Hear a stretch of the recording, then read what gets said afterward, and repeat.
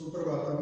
ज्ञान वैविध्य चैनल के माध्यम से शहर श्री सूरजमल तापड़िया आचार्य संस्कृत महाविद्यालय एवं मोहरी देवी तापड़िया शिक्षा शास्त्री महाविद्यालय जसवंतगढ़ में आप सभी छात्राध्यापक एवं अध्यापिकाओं का हार्दिक स्वागत अभिनंदन। जैसा कि वर्तमान परिस्थितियों में हम हर कार्य के लिए जूझ रहे हैं और अपने घर पर रहने के लिए मजबूर हो गए हैं, तो इन्हीं परिस्थितियों को ध्यान में रखते हुए विद्यालय, महाविद्यालय और शिक्षा शास्त्री महाविद्यालय प्रबंध समिति ने छात्र और छात्राध्यापिकाओं के हितों को ध्यान में रखते हुए इस कोरोना महामारी के काल में यह निर्णय लिया है कि छात्रों का जो अध्ययन है वो किसी भी दृष्टि से बाध्य नहीं हो। इन हितों को ध्यान में रखते हुए आपकी जो कक्षाएं हैं वो हमने इस YouTube चैनल के माध्यम से प्रारंभ किए हैं। तो इस YouTube को अधिक से अधिक आप देखें और अपना जो ज्ञान है उसको बढ़ाएं, अपना जो पाठ्यक्रम है उसको पढ़ें और अपने अध्ययन में निरंतरता रखें। इन्हीं शुभकामनाओं के साथ कि आप घर पर रहे और अपना अध्ययन करते रहें, अपने जीवन में आप सफलता को प्राप्त करें। इसी को ध्यान में रखते हुए ये जो पाठ्यक्रम है ये YouTube का जो ज्ञान वैविध्य चैनल है उसके माध्यम से प्रसारित किया जा रहा है। तो आज की हमारी जो कक्षा है वो शिक्षा शास्त्री द्वितीय वर्ष के जो छात्राध्यापक छात्राध्यापिकाएं हैं उनके लिए है और उनका जो प्रश्न पत्र है ज्ञान एवं पाठ्यक्रम, इस प्रश्न पत्र के तहत हम इकाई जो सेकंड है उसको हम आज पढ़ेंगे, जिसका नाम है छात्र केंद्रित शिक्षा। पहली जो इकाई है उस इकाई को भी हम आपको होमवर्क के माध्यम से आपके नंबर पर प्रेषित की जा चुकी है, उसको आपने देखा होगा। नहीं देखा है तो इस यूनिट के बारे में भी हम बाद में चर्चा करेंगे। तो देखते हैं कि आधुनिक जो छात्र केंद्रित शिक्षा है उसमें उसका अर्थ अवधारणा है और उसका आधार वो क्या है। तो इन बिंदुओं पर हम आज चर्चा करेंगे। तो सर्वप्रथम हम आधुनिक जो शिक्षा है वो क्या है उसके बारे में भी जान लेना अति आवश्यक है। तो कहते हैं कि आधुनिक छात्र केंद्रित शिक्षा के विषय में चर्चा करने से पहले हमें आधुनिक शिक्षा के संबंध में जानकारी लेना आवश्यक है। तो आधुनिक शिक्षा के बारे में बता रहे हैं कि वर्तमान की शिक्षा की तुलना यदि हम परंपरागत जो शिक्षा है उससे करें तो निश्चित रूप से हम पाएंगे कि आपकी शिक्षा आज के संदर्भ में तकनीकी शिक्षा है वो बन गई है। छात्र स्वयं ही आज अनेक प्रकार की जो तकनीकियों के माध्यम से सभी प्रकार की जो सूचनाएं हैं वो प्राप्त कर लेते हैं। ज्ञान संबंधी बातें इत्यादि की शिक्षा स्वयं ही प्राप्त कर लेते हैं। कहते हैं कि शिक्षा जो है वो मनुष्य की जन्मजात जो शक्तियां हैं उन शक्तियों के विकास तथा ज्ञान एवं कला कौशल में वृद्धि और व्यवहार में परिवर्तन करने वाली एक सामाजिक प्रक्रिया के रूप में भी इसे व्यापक अर्थ में स्वीकार करना चाहिए। शिक्षा एक गतिशील प्रक्रिया है। इसके अर्थ में समय समय पर इसमें परिवर्तन भी हुए हैं। विभिन्न शिक्षा शास्त्रियों एवं दार्शनिकों ने शिक्षा के प्रति पृथक अलग अपने विचार भी प्रकट किए हैं, जिनकी विवेचना करने से यह स्पष्ट हो जाता है कि शिक्षा न तो ज्ञान या प्रशिक्षण का पर्याय है और न ही इसका प्रयोग ज्ञान की शाखा विशेष अथवा अनुशासन के लिए करना उचित है। एक बात और जिसको ध्यान में रखने की बड़ी आवश्यकता है और वह यह है कि विश्व का जो प्रत्येक प्राणी है वो अपनी जाति के जो प्राणी हैं उन प्राणियों के मध्य में रह करके बीच में रह करके उनके अनुकरण के द्वारा ही उनके अनुसार ही चलना फिरना, खाना पीना, बोलना आदि सीखता है। पशु पक्षियों के जीवन विचार कीजिए, वे जन्म के समय कुछ पश्चात ही अपनी जाति के प्राणियों की भांति खाने पीने, चलने फिरने, जो उड़ने के तरीके हैं वो सीख जाते हैं। उनकी सीखने सिखाने की यह जो प्रक्रिया है वो सिर्फ परिस्थितियों के साथ समायोजन करे, आत्मरक्षा के जो कार्य हैं उन कार्यों तक ही सीमित रहती है। लेकिन मनुष्य की शिक्षा सिर्फ परिस्थितियों के साथ समायोजन करना ही नहीं सिखाती है, बल्कि उसमें अपने अनुकूल जो परिस्थितियां हैं उन परिस्थितियों का निर्माण करने की जो क्षमता है उस क्षमता का विकास भी करती है। शिक्षा के द्वारा मनुष्य के रहन सहन, खान पान तथा विचारों एवं स्वयं का जो जीवन है वो जीवन को सुखमय बनाने के लिए साधन एवं उपसाधनों के निर्माण में हमेशा ही परिवर्तन होता रहता है। इस परिवर्तन का अन्य नाम क्या है? विकल्प है। विकास करना मनुष्य जाति का ही लक्षण है। इस प्रकार की शिक्षा अन्य प्राणियों की शिक्षा से पृथक होती है, अलग होती है, और इस शिक्षा प्रक्रिया के निम्नलिखित लक्षण भी होते हैं। और उन लक्षणों में सर्वप्रथम जब हम देखते हैं तो पहला जो लक्षण है वो है शिक्षा आधुनिक युग की मांग है। पहला जो बिंदु है वो है शिक्षा आधुनिक युग की मांग है। कहते हैं हमारा समाज गत्यात्मक एवं प्रगतिशील है। आज हम विज्ञान के युग में रह रहे हैं। कोई भी व्यक्ति विज्ञान की उत्पत्ति से अछूता नहीं है। राष्ट्रीय एवं अंतर्राष्ट्रीय सद्भावना के विकास के लिए प्रौढ़ शिक्षा, जनसंख्या, समाज शिक्षा इत्यादि के प्रसार के लिए जो आधुनिक युग की मांग है, शिक्षा की आवश्यकता की, इसमें शिक्षा की आवश्यकता की अवहेलना नहीं की जा सकती। दूसरा जो बिंदु है वो है शिक्षा मार्गदर्शन है। तो कह रहे हैं कि केवल शिक्षा का उद्देश्य बच्चों की योग्यताओं, क्षमताओं, रुचियों एवं क्षमताओं का मार्गदर्शन देना नहीं है। शिक्षा एक गतिशील प्रक्रिया है। समाज, स्थान एवं समाज की बदलती जरूरतों के अनुसार शिक्षा व्यक्ति का मार्गदर्शन करती है। मार्गदर्शन करते समय शिक्षक को उसका ठीक प्रकार से ज्ञान होना चाहिए। बच्चों के ऊपर किसी भी प्रकार का अनावश्यक दबाव हमें नहीं डालना चाहिए। यह एक शिक्षक का कर्तव्य है। फिर बता रहे हैं कि शिक्षा जो है वो त्रिध्रुवीय प्रक्रिया है। 3 ध्रुव बताए गए शिक्षा के, और वो क्या है? विद्यार्थी, शिक्षक और जो सामाजिक वातावरण है। उन तीनों की ही इसमें बहुत अधिक महत्वपूर्ण भूमिका है, इसलिए शिक्षा को त्रिध्रुवीय शिक्षा कहा गया है। तो कह रहे हैं विद्यार्थी, शिक्षक एवं सामाजिक वातावरण शैक्षिक प्रक्रिया के 3 स्तंभ बताए गए हैं, खंभे बताए गए हैं। इस तथ्य को दृष्टि में रख करके शिक्षा को त्रिमुखी शिक्षा की प्रक्रिया की संज्ञा भी दी गई है। उनके अनुसार कोई भी शिक्षा तब तक प्राप्त नहीं कर सकता या शिक्षा तब तक सफल नहीं हो सकती जब तक कि विद्यार्थी एवं शिक्षक के साथ साथ सामाजिक वातावरण को भी उचित स्थान दिया जाए।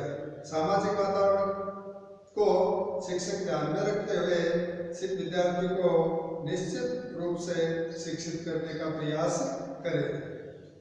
चौथा जो लक्षण है वो है शिक्षा एक सामाजिक प्रक्रिया है। शिक्षा को एक सामाजिक प्रक्रिया बताया गया है। मनुष्य कुछ शक्तियां लेकर पैदा होता है। प्राकृतिक और सामाजिक पर्यावरण में उसकी इन शक्तियों का विकास होता है और उसके परिणाम स्वरूप ही मनुष्य के व्यवहार में परिवर्तन होता है। 5वां जो लक्षण है वो है शिक्षा जो है वो प्रशिक्षण का कार्य करती है। शिक्षा प्रशिक्षण का कार्य करती है। तो कह रहे हैं शिक्षा व्यक्ति के लिए प्रशिक्षण का कार्य करती है, जिससे वह समाज में अपनी योग्यता के अनुसार उचित स्थान प्राप्त कर सके। प्रत्येक मानव को अपनी भावनाओं, व्यवहार एवं अभिलाषाओं के संबंध में प्रशिक्षण की आवश्यकता है। ऐसा प्रशिक्षण प्राप्त करने पर ही वह समाज का उत्तरदायी सदस्य बन सकता है। उसका यह प्रशिक्षण शिक्षा द्वारा संभव है। इस प्रशिक्षण के बिना वह नैतिक एवं व्यवस्थित जीवन व्यतीत नहीं कर सकता। शिक्षा एक प्रकार से शरीर, मस्तिष्क और आत्मा का प्रशिक्षण है। छठा जो लक्षण है वो है शिक्षा एक गतिशील प्रक्रिया है। तो इसके अंतर्गत बता रहे हैं कि शिक्षा के द्वारा मनुष्य अपनी सभ्यता एवं संस्कृति में निरंतर विकास करना चाहता है और करता रहता है। इस विकास के लिए उसकी एक पीढ़ी अपने ज्ञान एवं कौशल इत्यादि को दूसरी पीढ़ी को हस्तांतरित करती है। इस हस्तांतरण के लिए प्रत्येक समाज विद्यालय शिक्षा का आयोजन करता है, इसके लिए उपयुक्त नियोजन करता है। इसलिए समय विशेष में भी विद्यालय शिक्षा के उद्देश्य से पाठ्यक्रम एवं शिक्षण विधियां सब निश्चित प्राय होते हैं, लेकिन जैसे जैसे समाज में परिवर्तन होता है वैसे वैसे शिक्षा उन परिवर्तनों को स्वीकार करते हुए आगे बढ़ती है। इस प्रकार उसके उद्देश्य पाठ्यक्रम एवं शिक्षण विज्ञान आदि में आवश्यकता अनुसार परिवर्तन होते रहते हैं। यह उसकी गतिशीलता कहलाती है। यदि शिक्षा गतिशील न होती तो हम कभी भी विकास के पथ पर अग्रसर नहीं रह पाते।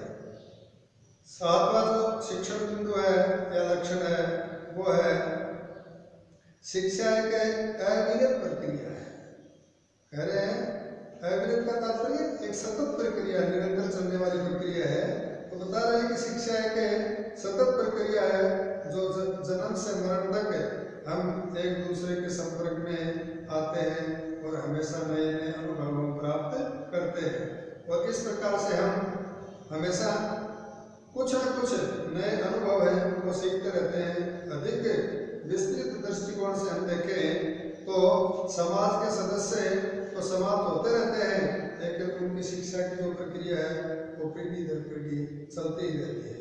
इस प्रकार निरंतरता जो है वो शिक्षा का दूसरा लक्षण बताया गया है। अब हम देखते हैं इसमें कि छात्र केंद्रित शिक्षा क्या है। तो बता रहे हैं कि शिक्षा में मनोविज्ञान के प्रवेश से प्रत्येक बालक की जो व्यक्तिगत रुचियां हैं, अभिरुचियां हैं, उनकी जो क्षमताएं हैं, उन क्षमताओं को महत्व देते हुए संपूर्ण शिक्षा का आयोजन किया जाने लगा है। पाठ्यक्रम एवं पाठ्येतर क्रियाओं के निर्धारण, शिक्षण विधियों के चुनाव और अधिगम परिस्थितियों के निर्माण में इन बिंदुओं का महत्व दिया जाता है। आनंदपूर्ण परिस्थितियों में अधिगम द्वारा बालक को स्वयं को अभिव्यक्त करने का स्वतंत्र अवसर दिया जाता है, प्रदान किया जाता है। स्व अनुशासन पर जोर दिया जाता है। बालक की सृजनात्मक शक्तियों के विकास हेतु अवसर प्रदान किए जाते हैं। इस प्रकार छात्र केंद्रित शिक्षा का जो उद्देश्य है वो बालक की जो सृजनात्मक शक्तियां हैं उन शक्तियों के का विकास करना है। छात्र केंद्रित शिक्षा की प्रमुख विशेषता जो है वो है बालक की प्रधानता।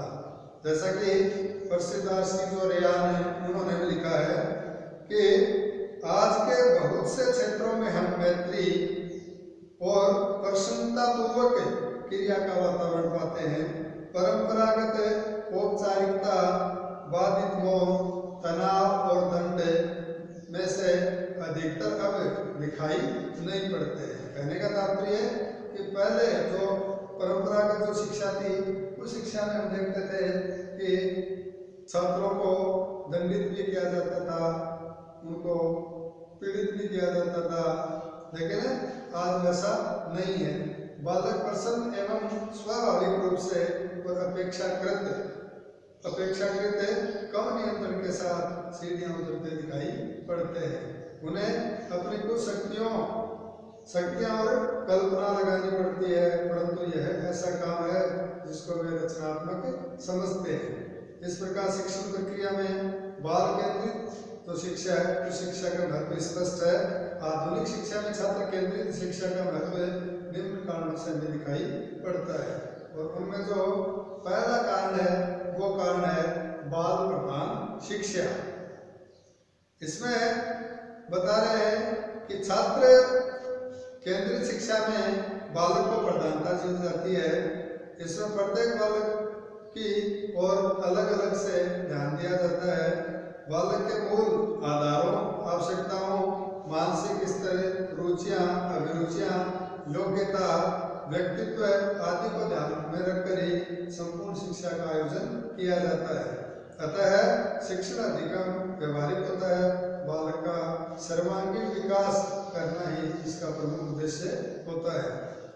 फिर द्वितीय है आत्माभिव्यक्ति। इसमें बालक छात्र केंद्रीय शिक्षा का केंद्र होता है। इसकी रुचियों, मनोभावों का पूर्ण ध्यान रखा जाता है। उसे आत्माभिव्यक्ति का पूर्ण या पूरा अवसर प्रदान किया जाता है, क्योंकि उसे प्रजातांत्रिक वातावरण मिलता है। तीसरा है सरल एवं रुचिपूर्ण। छात्र केंद्रीय शिक्षा में शिक्षा का आयोजन बालक की रुचियों और क्षमताओं के अनुरूप रखा जाता है। समस्त शैक्षिक क्रियाएं रुचिपूर्ण होती है। चौथा है व्यवहारिक शिक्षा। इसमें बाल केंद्रीय शिक्षा में बालक को व्यवहारिक शिक्षा दी जाती है। व्यवहारिक शिक्षा ही उसके जीवन के लिए उपयोगी होगी, इसीलिए इस पर अधिक बल दिया जाता है। पांचवा सामाजिकता की शिक्षा। बाल केंद्रित शिक्षा में बालक को सामाजिकता का गुण विकसित होता है। छठा है ज्ञानेंद्रियों का प्रशिक्षण। तो बाल केंद्रित शिक्षा में बालक स्वयं सक्रिय होकर के या सक्रिय रह करके अधिगम करता है, ज्ञान प्राप्त करता है। उसे अपनी इंद्रियों का उपयोग करना होता है, अतः उसे ज्ञानेंद्रिय प्रशिक्षण प्राप्त भी होता है। सातवां है वह है मूल्यांकन एवं प्रशिक्षण। तो शिक्षण से ही शिक्षक की समस्या हल नहीं हो जाती है। उसे बालकों के ज्ञान और विकास का मूल्यांकन और प्रशिक्षण करना होता है। मूल्यांकन से परीक्षार्थी की जो उन्नति है, उस उन्नति और अवनति दोनों का पता चलता है। शिक्षा की प्रक्रिया शिक्षक और शिक्षार्थी बराबर यह जानना चाहते हैं कि वे कहाँ प्रगति कर रहे हैं, और यदि उनको सफलता असफलता मिली है तो क्यों, और उसमें क्या परिवर्तन किए जा सकते हैं। अगला जो बिंदु है वह मानव संबंध। इसमें बाल मनोविज्ञान द्वारा शिक्षक मानव संबंधों को समझ सकता है। शिक्षण और सीखने में सामूहिक परस्पर संबंधों को अवसर आता है। आधुनिक शिक्षा मनोविज्ञान एवं इन संबंधों के विषय में अनुसंधान करता है और कक्षा में नेता के रूप में शिक्षक को अपना कार्य करने में सहायता देता है। शिक्षा की प्रक्रिया में शिक्षक और शिक्षार्थी संबंध सबसे अधिक महत्वपूर्ण कारक है।